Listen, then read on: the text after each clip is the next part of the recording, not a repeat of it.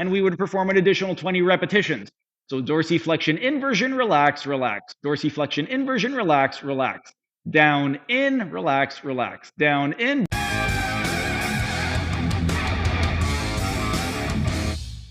And while we were resting, let's continue with our nerve gliding exercise demonstration. And now I'm going to be showing you guys how exactly we could release tension on the sural nerve.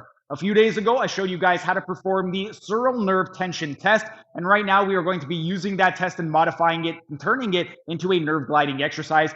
We are going to be in a prone position, meaning we're going to be laying down on our stomachs. And for this test, or for this exercise, we want to start with the knee flexed to 90 degrees. From this position, first thing that we're going to do is go into dorsiflexion for 3 to 5 repetitions. And then you want to check in with yourself and ask yourself, have my symptoms gotten better, worse, or stayed the same? If your symptoms have either gotten worse or stayed the same, stop the exercise immediately. There is no need to continue. We don't want to exacerbate your symptoms. However, if your symptoms have gotten better, we're going to go ahead and perform 20 additional repetitions of dorsiflexion. Let's say you do the dorsiflexion and you don't really notice a reproduction of your symptoms. What we could do is add a component of ankle inversion to build tension on the nerve. Ankle inversion, we are turning the sole of the foot in toward the midline. So we would maintain a static hold of dorsiflexion and then go into ankle inversion, 3 to 5 repetitions, and then check in with yourself and ask yourself, have my symptoms gotten better, worse, or have they stayed the same? If your symptoms have gotten worse or stayed the same, then we would go ahead and stop immediately. There's no need to continue because we don't want to exacerbate your symptoms. However, if your symptoms have gotten better, we would go ahead and we would perform an additional 20 repetitions. So we're just going to go ahead, keep that knee flexed to 90, go into dorsiflexion, and do 20 repetitions of ankle inversion. Another option is we can make this a little bit more dynamic.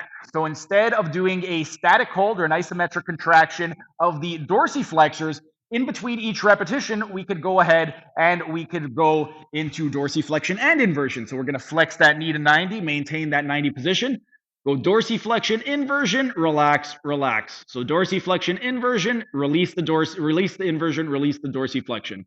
Down, in, normal, normal. 3 to 5 repetitions, and then check in with yourself. Ask yourself, have my symptoms gotten better, worse, or stayed the same? If your symptoms have gotten worse or stayed the same, stop immediately. There's no need to continue with the exercise. We don't want to exacerbate your symptoms. However, if your symptoms have gotten better, then we would go ahead and we would perform an additional 20 repetitions. So dorsiflexion, inversion, relax, relax. Dorsiflexion, inversion, relax, relax. Down, in, relax, relax. Down, in. Do that for 20 total repetitions, and that will be a great way to release some tension on the sural nerve. During the next rest period, I am going to be showing you how exactly we could release tension on the medial plantar nerve. But for right now, our rest period is up. It is time for set number 4. That was just a tiny taste of what can be found in my members only section. If you enjoyed it, become a member for only $5 a month to get access to hundreds of member only videos.